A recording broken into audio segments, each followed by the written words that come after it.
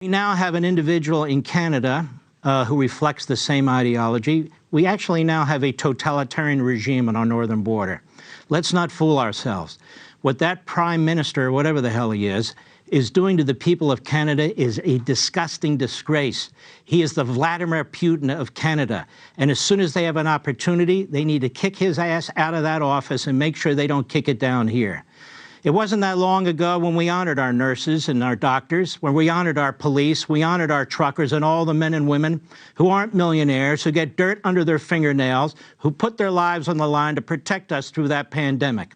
Before there were vaccines, before there were therapeutics, they would get sick and they would go to their jobs anyway. And they made this country and Canada and all other countries they worked in function. They put food on our tables. They put gasoline in our automobiles.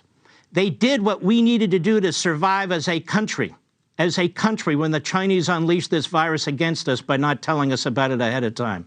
Now, because they resist these mandates, because so many of them have natural immunity, which the Israelis have said is multiple times more effective than any of these vaccines, now they're the enemy. This movement for freedom and for rights is spreading all around the world, because at the end of the day, we have to make sure that all these elected officials, they understand that they were elected in those offices to work for the people, not to behave like masters of slaves. He's behaving right now. He's exactly like a tyrant, like a dictator. He's like Ceausescu in Romania. If even you doubt, if you raise doubts about the vaccines, you're outcasted. What's the difference between what he does and what happened under the Inquisition? See, on one side they say, well, we should not believe in God, but on the other side they say, believe in science. We don't have to. Science is not about belief. Science is about measurements, conclusions, hypotheses, and arguments.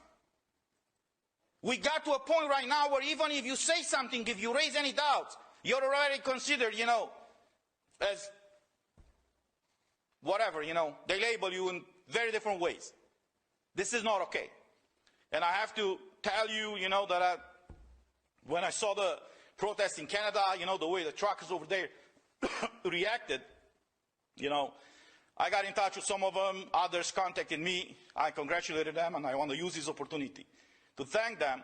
And I hope this movement for freedom and for rights is spreading all around the world, because at the end of the day, we have to make sure that all these elected officials, they understand that they were elected in those offices to work for the people. War Measures Act was invoked 3 times in the history of this country.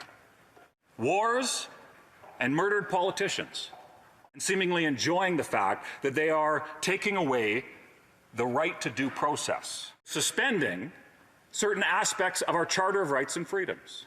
Who cares? As long as we get our 35%, as long as we can sit on that side, who cares what happens to Canada? Ridiculous. Honestly, there's some things, principle is a lot more important than just winning elections.